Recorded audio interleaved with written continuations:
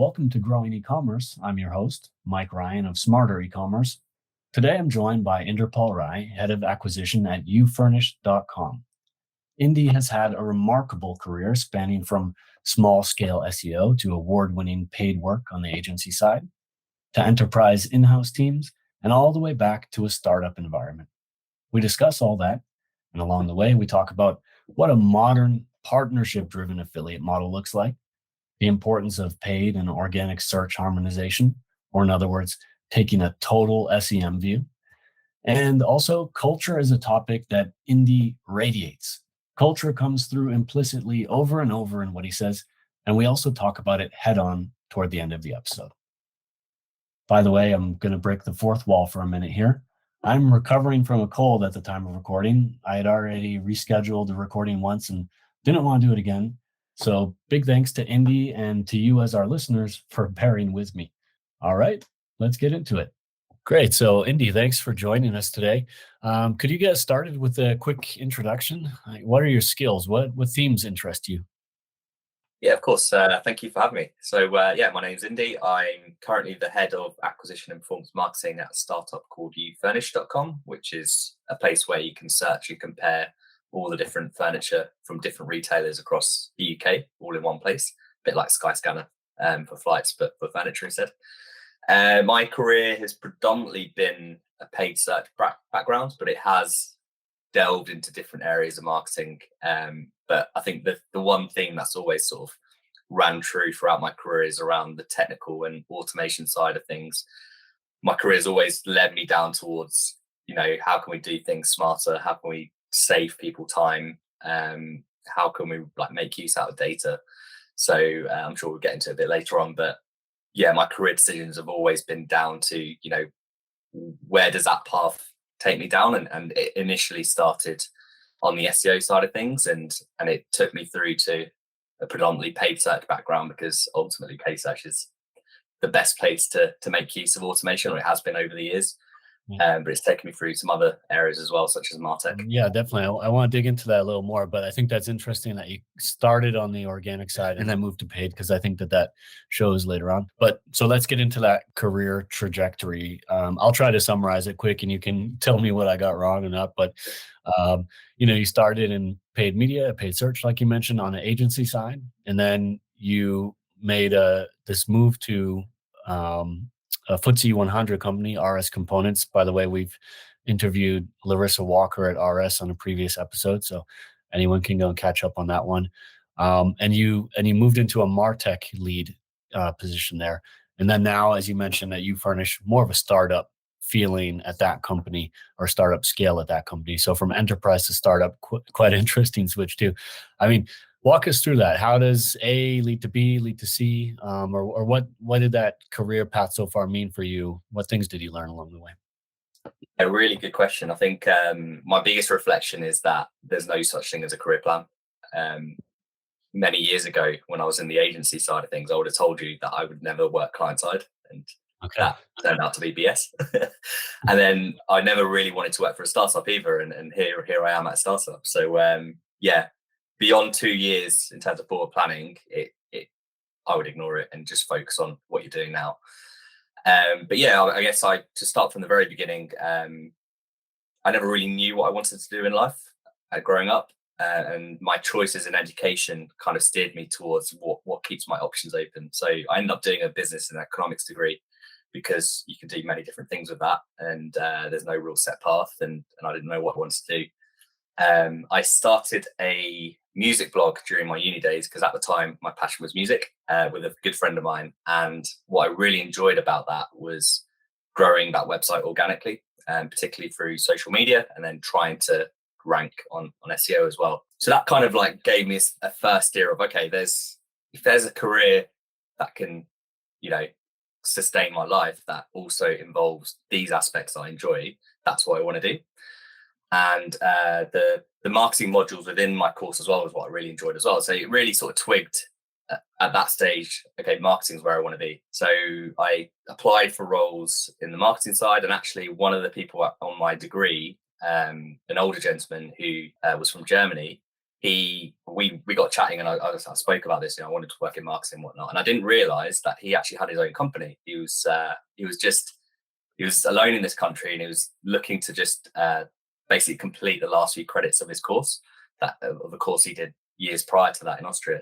So he had a family business in Germany on the solar energy side of things, and was bringing that to the UK, and he needed an intern to do all the marketing for him. So he just hit me up towards the end of the course, say, look, I've got this role for you if you want it. I know this is your passion. I enjoy working with you. And it was kind of an open role in terms of I could do what I want and just test and learn, essentially. So a lot of it was, testing, changing the content on the website, and, trying to get out there in terms of PR as well, and changing things on the website in terms of on-page SEO, and just trying to learn the basics and put in place that kind of thing.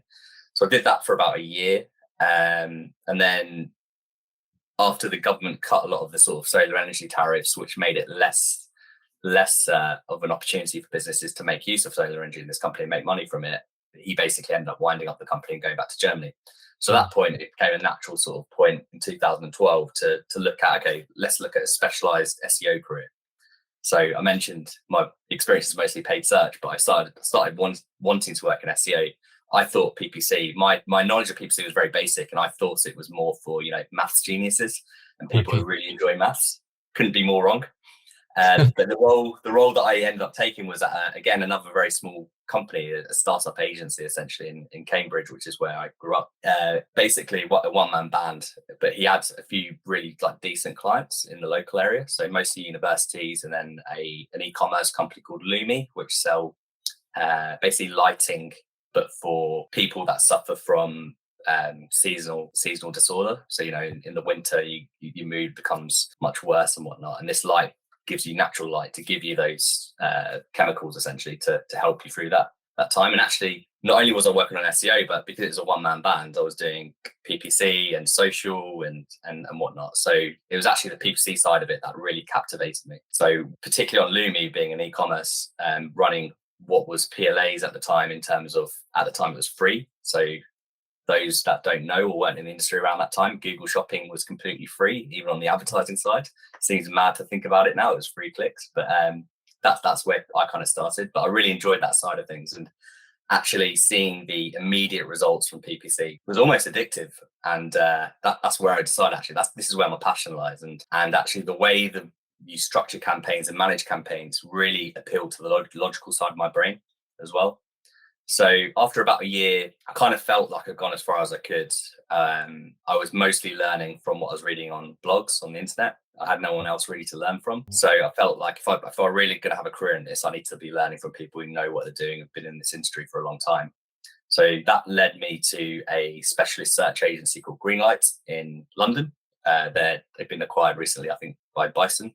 They're now known as Bison. But Greenlight were really renowned back then, both in PPC and SEO, especially for developing the best sort of digital talent. A lot of people have gone on to great things who started at Greenlight. And I was there for about 2.5 years, and my career trajectory just went through the roof. I joined as a junior exec, didn't really know what I was doing, kind of self-taught, to leaving after 2.5 years as a paid media manager who led a team of 4 on clients such as Nespresso, Superdry, Laura Ashley, GLH Hotels, LV Life Insurance, a real mix of different industries and verticals. So it was a great experience. And the reason why I left was actually I felt like I'd again reached the point where I would stop learning. A lot of my sort of early sort of mentors at the company had left, and it felt like a natural time to leave and try and experience something a little bit different. And I always had the nagging feeling that sort of budgetary constraints meant I hadn't really been involved in more cutting edge work in PPC. And I really wanted to experience where budgets went from the tens of thousands to the millions instead. So that took me to Manning Gottlieb OMD, who are part of the Omnicom group. And I led on Virgin Media and Virgin Mobile there, which was their flagship client. So they had their own department within the agency who just serviced them as one client. So actually, it was a good sort of halfway house between working within an agency, but also getting a feel for how it would be working client side, just focusing on one client. And as I mentioned before, I never really wanted to work client side. I thought it'd be quite boring just to work on one client. And in terms of that learning environment, an agency environment was much better for me at that time in my career. But we had such a tight-knit experience with that one client, and which was a really good experience for me. But what I found very early on was the frustrations of not really getting to the tangibles of how we can take paid search to the next level. So those who have been in paid search for a while now fully understand that it's not actually about the keyword. Well, it is about the keywords you target, but it's not just about that. It's very much about the landing page experience. What happens when people come to your website? There's no point driving great traffic to a rubbish website, and it's just wasted traffic, right? So that's where I really learned that side of things, and learned that that's where we needed to focus on. But often our contacts at Virgin Media and mobile, as great as they were the digital marketing contacts. They weren't the analytics people, the SEO people, the digital products. Those are the sort of teams I really wanted to work with to try and drive those game-changing results rather than just doing what we always did. And often we'll be pitching our ideas to our digital marketing contacts, but unless they were fully on board with it, and unless it aligned to their actual internal objectives, those ideas would just go out the window. It's like, yeah, we'll focus on that later. Let's focus on this instead. So I got really frustrated by that. And that's what kind of made me decide, actually, I want to work client side. I want to work with these teams. I want to learn with these teams. So that took me to Irish Components, where I spent the bulk of my career actually now. So I was there for a good 4.5 years. Started as a digital advertising manager, but my role developed very quickly on there with working with those teams. Actually, my focus quickly changed from PPC to, I guess, full scale paid media. And then the technology side of paid media as well. So how do we set up a great sort of technology department on the advertising side of things, and then the marketing side of things, which took me to the sort of MarTech role. Thanks for giving us all that context. It's like a common thread for me that I'm getting at that is just this focus on learning, and also kind of leveling up or laddering up from thing to thing, which is just so important. Because I think it's the learning that then enables the leveling up. You can't get the one without the other. Yeah, exactly. It's I've always followed both where the learning opportunities are and my passion. So every time I felt I've stopped learning, my natural inclination is to think, okay, what's next? What's the next move? Whether it's a new role within the company, if there's the opportunity that's there, and if it isn't, what's the next company? And what's going to really drive my career and my learning to the next level? What am I missing in my repertoire? And then my advice would be not just to follow your passion, but also be conscious that your passion changes over time as well. So what you enjoy, you don't know until you learn a bit more about it to know, actually, I really enjoy this side of things, and let's see where this takes me. And that's where your role might change over your career as well, if you decide to follow that. If you kind of stay rigid when you think it's like, I only care about this and only want to focus on this, you always stay in the same place, I think. Yeah, that makes a lot of sense. So just to kind of stop along at a couple points along the way here. So you were talking about the work that you did with Virgin Media, Virgin Mobile. So one thing that I noticed, the work you did for them got highlighted at the Drum Awards, and I think there were like actually a few nominations and wins. I can't remember exactly, but the one that caught my eye was about harmonizing paid and organic search. And that reminds me of just, the background that you provide there, where you started out on the organic side, going all the way back to like a hobby project, and then coming into paid. So yeah, it still, to me, feels like an area where, it gets joked about online and stuff like that, that these are two different universes almost, even though, you've got search engine advertising and search engine optimization, and together they form search engine marketing. But it feels like it's still an opportunity to look at that total SEM kind of buzzword holistic picture. And I also think that as we get into increasingly automated campaign types and matching types and so on, that things are becoming more algorithmic, and maybe it's less about the bid and so on than it used to be. It's more about the algorithm. And to me, maybe playing these things together is becoming more important and not less important. But what's your take about all this? What recommendations you have on the organization side or the strategy side? What's your take on this? Yeah, it's funny that PPC is definitely going down the SEO route, in terms of, as you mentioned, it's becoming more about the algorithm and less about the data, and we're having the data taken away from us. And that's exactly what happened with SEO back in the day. Back in the day, you used to be able to see actual keyword performance for all your keyword sets in GA for how it's driving commercial activities, and that got taken away, or the majority of it got taken away. And it's exactly the same happening with PPC now. And I think you always have to think of these things. Marketers get bogged down in terms of what we do and what we do in terms of our day-to-day, but you have to think about, how does a consumer look at things? And ultimately, a consumer doesn't look at a Google search results page and looks and thinks, okay, this is PPC, this is SEO, this is whatever. They're looking for what's going to solve their issue at that exact moment in time. And it is one listing page, and you throw PLAs into that mix as well. It's hard to remember that, but I think where we fall over ourselves as well within organizations is the way we set our teams up. So often you have SEO teams, PPC teams work in different teams, work in different departments sometimes with different targets, both in terms of traffic and conversion targets. That's what leads to siloed thinking.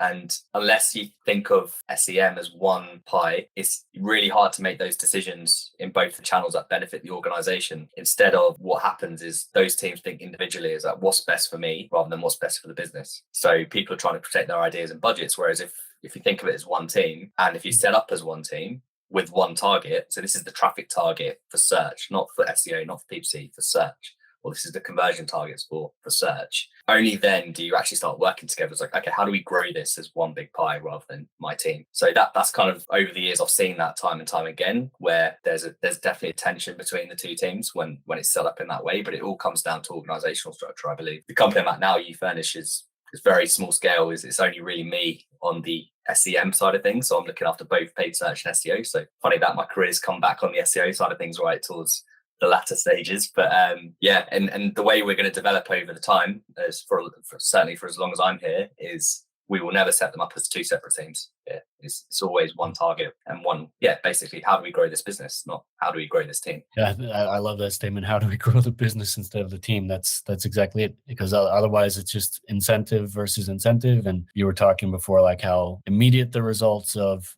paid search are, and that's got this addictive dopamine quality to it. Whereas it's more a little bit more planning and watching and waiting on the organic side, but then you can just view it as, a long-term view and a short-term view, and or just these two different perspectives instead of two different telescopes entirely. I don't know what the right metaphor there is. Definitely. But I think, just to walk back on the example that you mentioned about the Drum Search Award. So that was the first award I'd been involved in that we'd won. So that was a great, and again, that was probably the first foray into true sort of collaborative thinking between PPC and SEO that I'd been involved in personally as well. So just to step back in terms of what we actually did there, very simple in terms of idea, and I'm surprised this isn't more prevalent even today.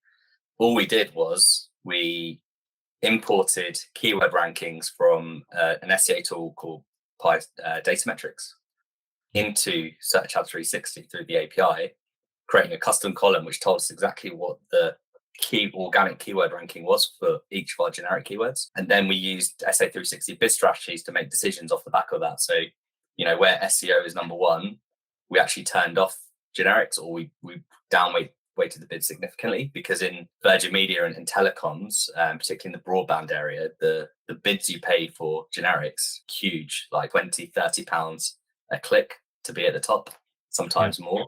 So that made it really vital. If we're there at the top in terms of organic listings, we don't need to be there in PPC. And you really need to be as a PPC team, you need to be a bit humble about it and think, this is what's best for the business, not what's best for my team. So that was the first example where my thinking changed as well. Because I used to be, when I first started, I used to be all about PPC and like what's best for PPC. But I mean, it feeds into stuff you've been saying, like, this idea that you kind of got,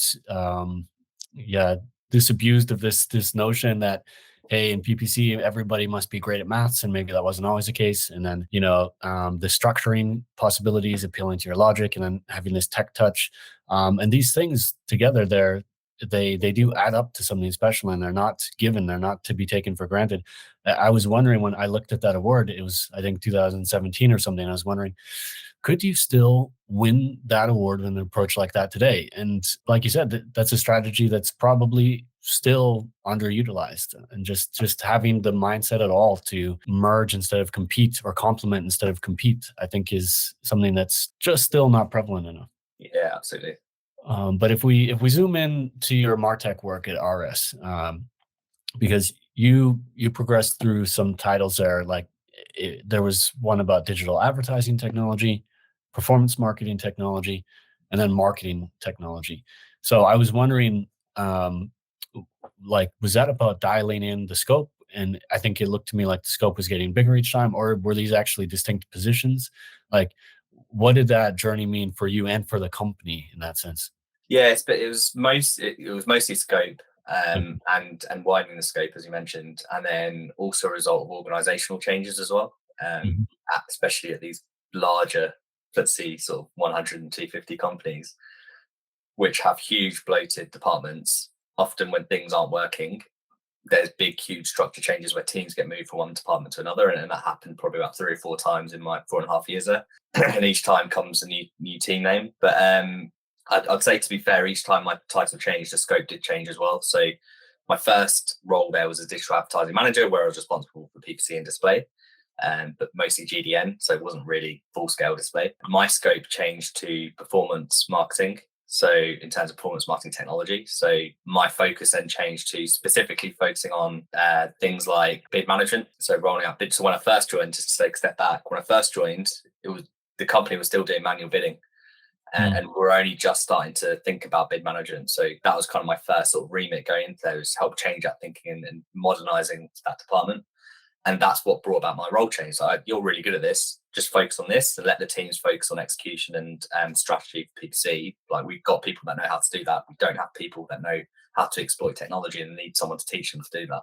So that initially my role became that, and then it expanded to new channels as well as just technology. So I was responsible for bringing in the first affiliate program to the company and for bringing in programmatic display technology as well. So that was kind of the first remit of my first role change. And then focusing on the new channels, it became more about performance marketing technology. And then my role changed again to marketing technology. We had a separate team that focused on analytics technology and website technology in terms of things like conversion rate optimization, personalization. So we had two different teams. We had one that focused on that supported the analytics teams and the marketing teams that focused on the website. And we had a team that I ran that focused on technology that supported and benefited digital advertising and performance marketing teams, right? And we made independent decisions on that technology stacks for supporting those teams. So naturally, my focus veered towards more Google because it made things much easier on the paid search side of things and display. The analytics teams focus on what supported Adobe because we had Adobe Analytics. So we had an Adobe stack and a Google stack. And then eventually, as I mentioned, those restructures in organizations, our teams became closer together in terms of, okay, now you need to work together to do a full sort of business marketing strategy and how to use those technologies to execute on our marketing strategies as one team almost, or one department. And we couldn't do it because Google and Adobe don't play nice together. And we spent so much time trying to get these technologies to work together to execute. We spent months trying to do that rather than actually launching campaigns. And then the leader of the analytics technology team happened to leave for Adobe, actually, funnily enough. And the organization, through another restructure, decided, actually, let's just merge those two teams together and start trying to make decisions together rather than as two separate teams. So my scope went from just looking at digital advertising performance marketing technologies to the full MarTech stack within RS Components. So I looked after the analytics, I looked after DMPs, personalization technologies that we were using, and trying to merge those together with what we're trying to do in digital advertising. So I became almost a bridge between our traditional marketing team and our performance marketing team, because they were, again, siloed thinking just because of the way the teams are set up historically, never really worked together. The technologies weren't there to support each other either. So my team became that bridge between the two. I mean, that's a super exciting, change in scope there. And it also just reminds me of what you were talking about before, where, you would be working with people who have got one set of incentives and people have got another, and you're trying to move forward a bigger picture, a bigger play. And so, I mean, I think it's a really great fulfillment of what you wanted to achieve there. But if we look at now the present, like, you're at Ufurnish. So you told us a little bit about Ufurnish at the start. Where exactly do we land here in terms of model? I was checking out the website a bit, and it's a really interesting website. But then I also wanted to know, like, I could slap maybe a couple labels on here, like marketplace or affiliate or comparison shopping or classic e-commerce, and the consumers don't care what I do. I do, and I'm curious. So where do you guys identify, like, and also how is it different to everything that you've done till now? Yeah, I think initially how it's been built is probably more an e-com model. and a comparison website. So almost basically an affiliate website when it was first built, but it's been in existence. It's been around for about 2 years now, and it's changed so much in those 2 years. I've only been here since last November, and so nearly a year now. Actually, time flies.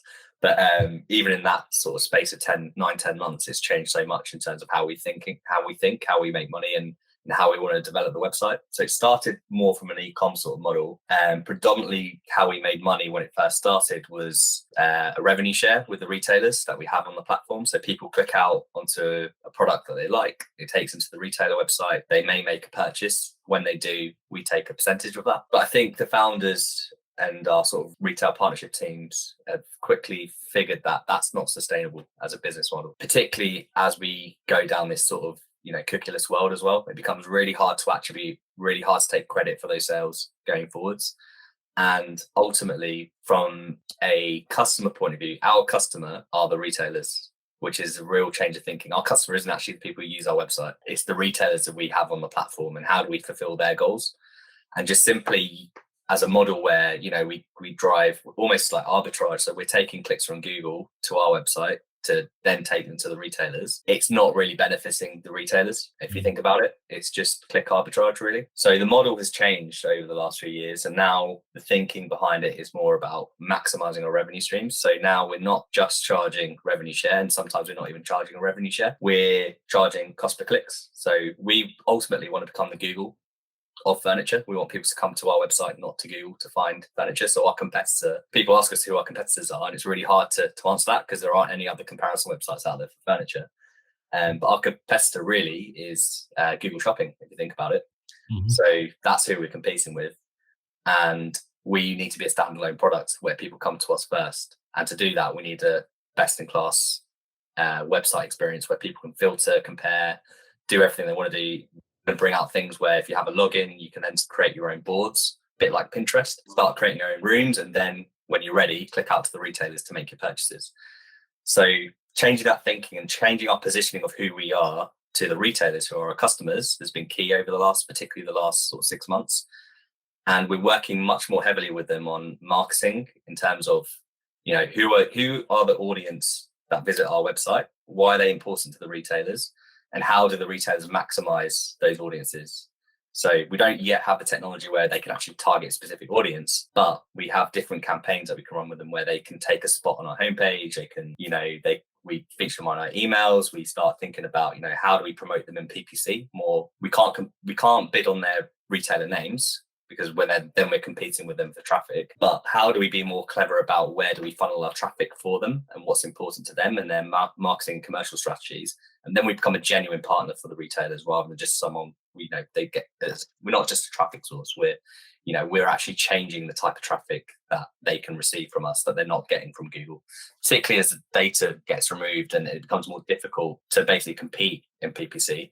And it is going to get more difficult as people need to relearn, and we'll probably get into that a bit later, but on the automation side of things, relearn how to do PPC.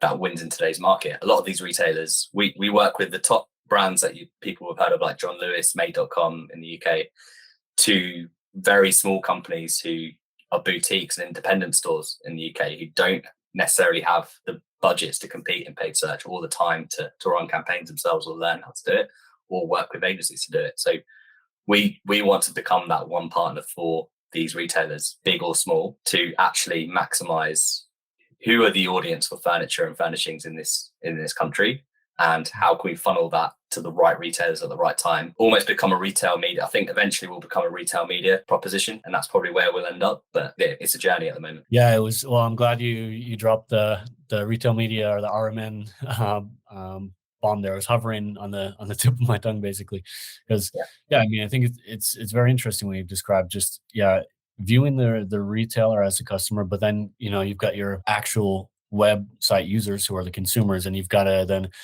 maximize the experience for them. So as in the end, as a proxy for your business customer, the retailer. But I think the audience play totally makes sense.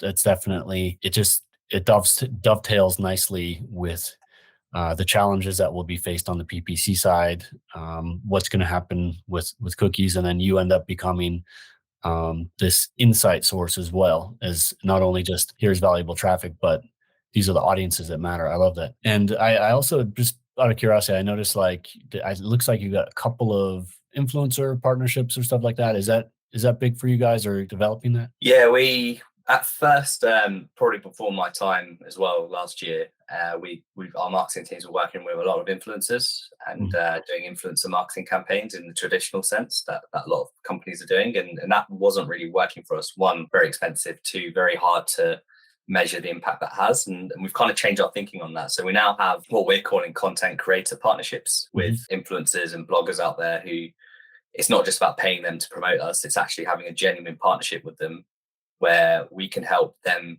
with their websites and vice versa. So they can write articles about us for our website, or they can promote us on their website, and then we give them a revenue share on products. So it's all about kind of having that mutual relationship where we're helping grow their traffic through SEO.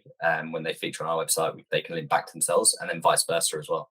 So we have formal partnerships. I think we've got about 6 or 7 at the moment, and we're growing that, and they're becoming a genuine part of our community rather than a paid for influencer.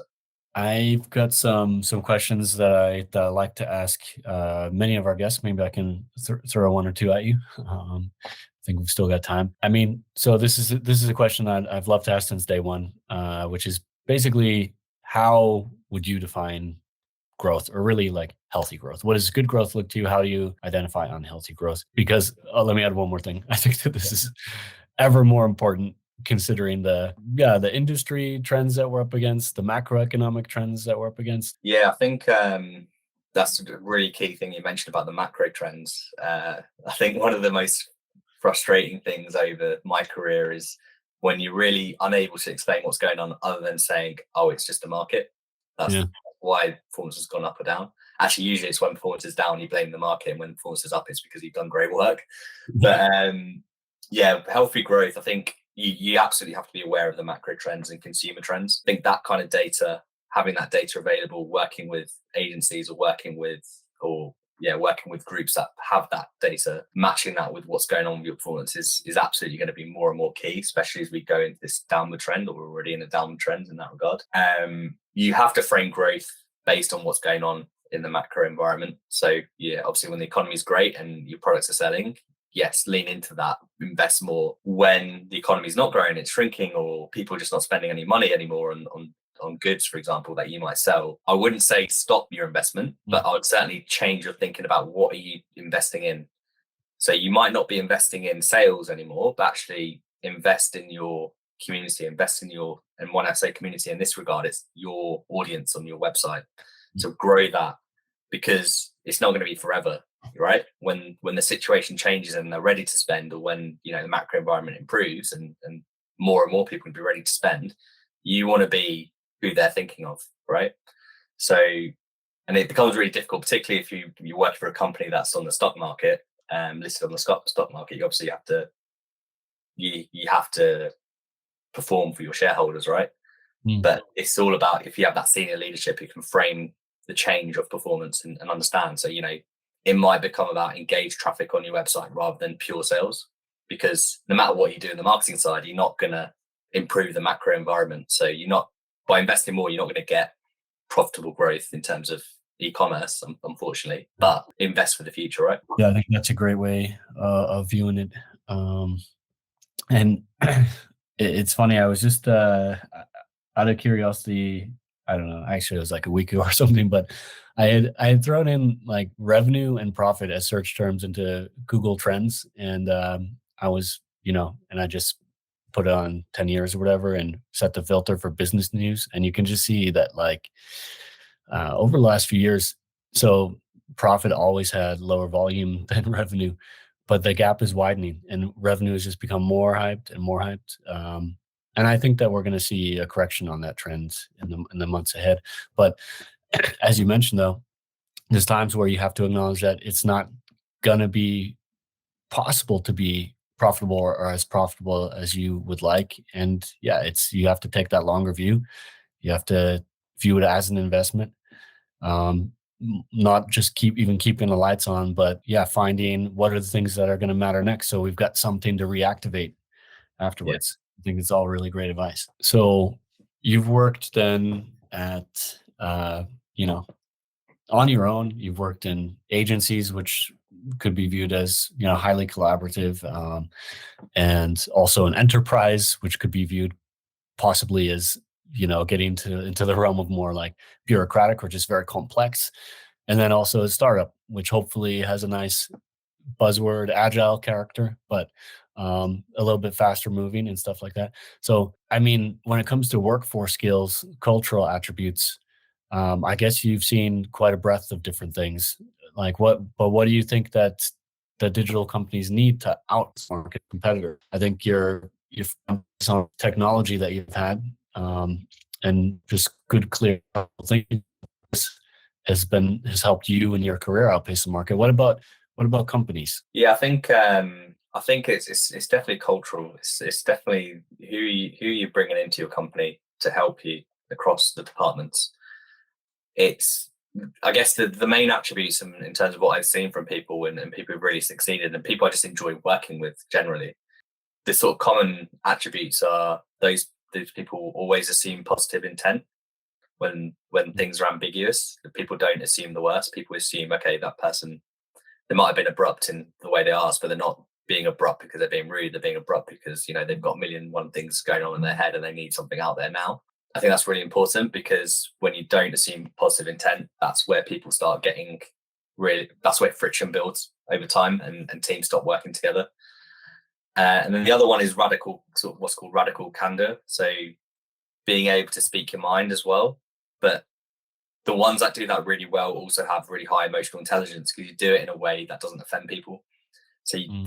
there is skills to saying it how it is in a way that doesn't make people defensive about it. And again, when you have a team that all assume positive intent, that feedback's constructive. Whereas if you have members of the team that don't assume positive intent, you can't be fully upfront about how things are going because that person might take it the wrong way, right?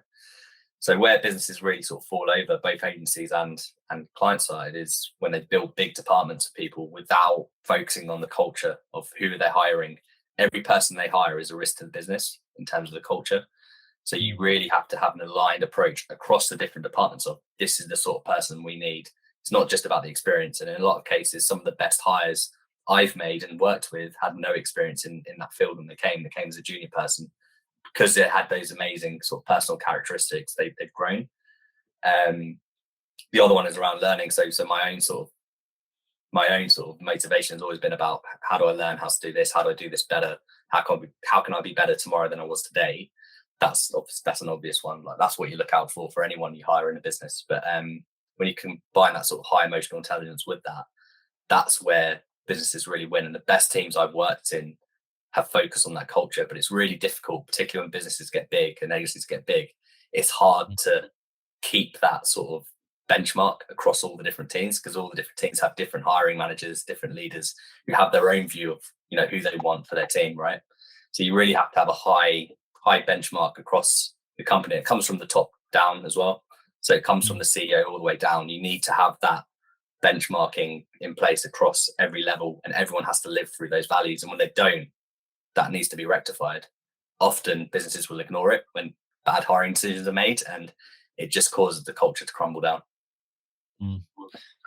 Yeah, I mean, really, really wise words. I like this. I feel like learning is kind of then a goal or an outcome of these other things that you talked about. Like without the candor, like you kind of need that assumption of positive intent to then enable the candor, and then you need that to enable learning because otherwise you fall into things like superficial agreement or people getting defensive as you mentioned. And so these things really all like sum up together into something more important there. And I also love this point that there's a risk in every hire for sure.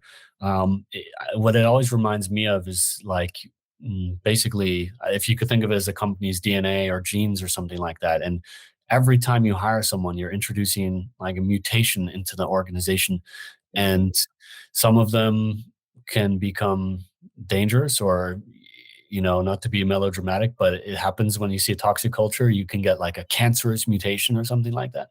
And other things are going to be the thing that allows you to evolve and compete more effectively. So, like, what I always found challenging is when people talk about culture fit, because you can never have a culture fit. It's never going to actually work that way. Or if it does, that just means that you're staying still. So to me, it's all about looking for like the culture at what can we do to purposely, positively change and improve and iterate on the culture. Um, so I love what you've said there. I think it makes a lot of sense to me, at least. um, but then we've got a few more minutes. Let me just ask you then, like you mentioned retail media as maybe on the horizon for you, and I think that we see that as definitely a growing um, prospect generally in the industry. But what is next in digital marketing for you? Which trends are you watching? Is there something that you feel is underhyped, overhyped, or hidden risks, hidden opportunities? What do you see out there? Yes, I mean the obvious two trends that have been ongoing. We kind of mentioned a little bit already in this call is around automation in PPC. It's becoming more like SEO in that sense of not having the data and not having the control, or not having the control that we had. The controls have changed. The control levers have changed. The control levers are about the automation and how do you control the automation rather than the campaigns itself. Yeah. Learning that change, especially for people who've been in this industry for a while, relearning that is going to be difficult. And I grapple with it myself in terms of changing my approach. Like, just to give you an example, doing away with broad match modified and only working with phrase has become broad. It's basically broad match modified now, right? I spent the best part of 5-6 years when I was managing PPC teams to get rid of phrase. We don't need it. Broad match modified provides everything phrase doesn't. So all campaigns are set up with broad match modified as you're sort of, trying to find new terms or DSAs as well as that. And then working with exact. Now it's the other way around. Now you have to get rid of all your BMMs and just use phrase as you're sort of, trying to find new terms. So that's going to change. And more of that stuff is going to change, especially as PMAX evolves. But yeah, again, if you have the right people, even if they've been in this industry a while, who are able to change their thinking and with new information comes new strategies, and people can work in that sort of regard, you're going to win. It doesn't matter. It doesn't matter what Google change, you're going to be able to flex. And it might be, you rely less on Google and you focus on other sort of avenues. And that's where retail media comes into play. It gives you another opportunity if you're in a business that can maximize the use of that, whether, you invest in you've got Boots and you've got Tesco and you've got Morrison's now have launched all their own retail media platforms on their websites. If you're a brand who can maximize that, great, go for it. That gives you another avenue where you're not just reliant on Google. SEO's working in SEO again this past sort of 9 months has been an absolute minefield of, you're at the mercy of a slight algorithm change or a slight approach that you do could completely destroy all the traffic you've built over time. And then you're back to the drawing board. You're kind of like, okay, where can I make up? You still have your traffic targets overall. Where can I make up this traffic elsewhere? So not being reliant on one channel is super important, and diversifying that is super important. So it's not so much about the trend. It's more about it's not about the trends itself. It's how do you protect yourself from the trends that are emerging. So one, learning how do you make the most out of the trends, but also diversifying your marketing mix. Don't just be reliant on one channel. And then the other aspect of that is around that everyone's all talking about is the loss of cookies and attribution. And again, I think attribution's been so difficult to do because we've never had the full pie anyway. Even with cookies, we don't have the online to offline mix, and people have tried to do that, but other than sort of marketing mix models, there's not really anything out there that's really ever been able to help with attribution. That's why we still work on last click.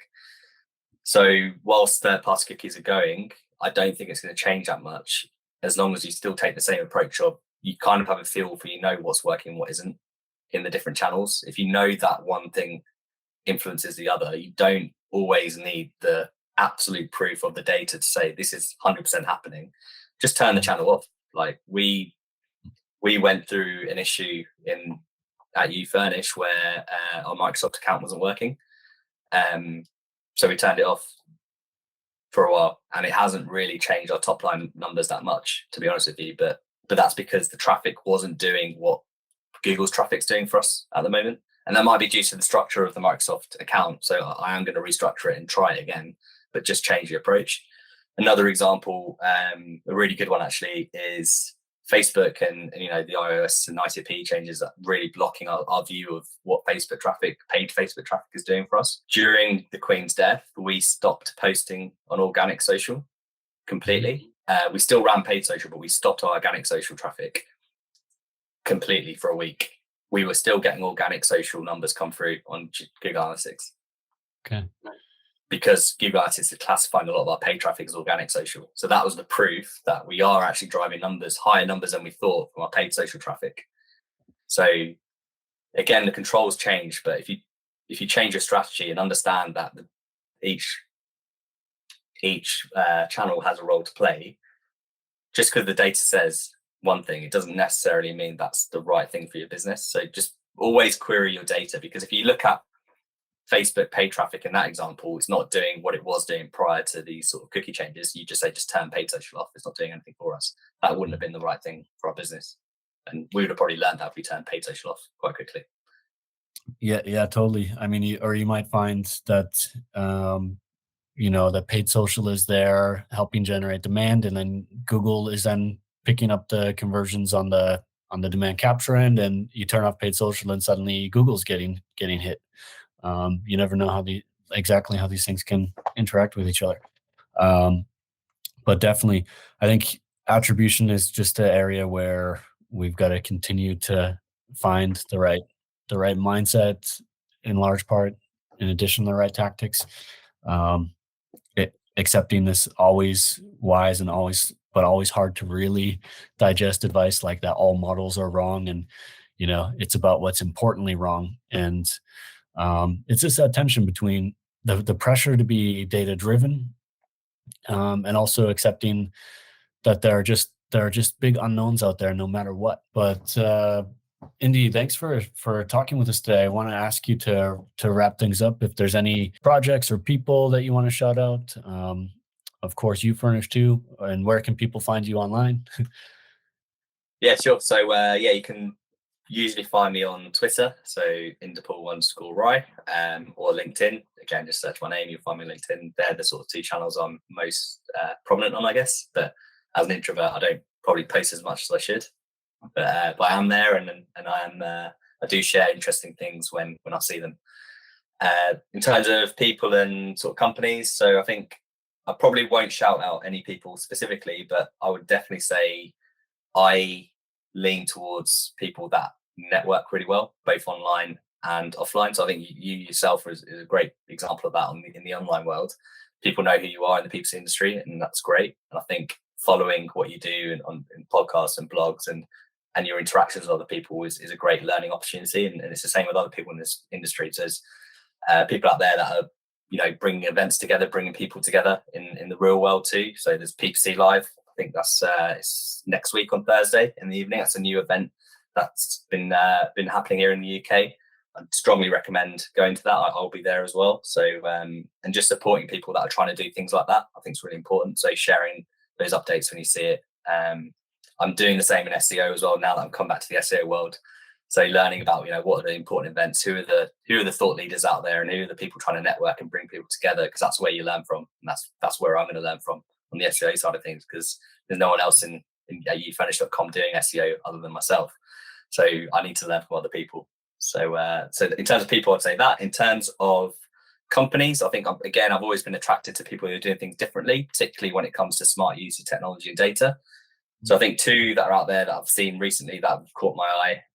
There's a company called Noopd, who are spelled NOOPD.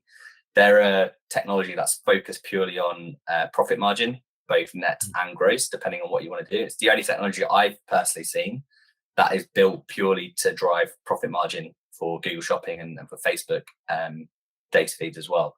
So definitely take a look at that, because it allows you to tailor things in a way that other automation necessarily isn't built from the scratch to do.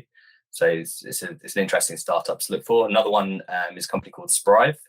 So in the UK, they're an app, again, another startup. They're an app that makes it really easy for people to overpay on their mortgages and understand the impact that has on their interest and the savings that they make on their interest rates as a result of overpaying.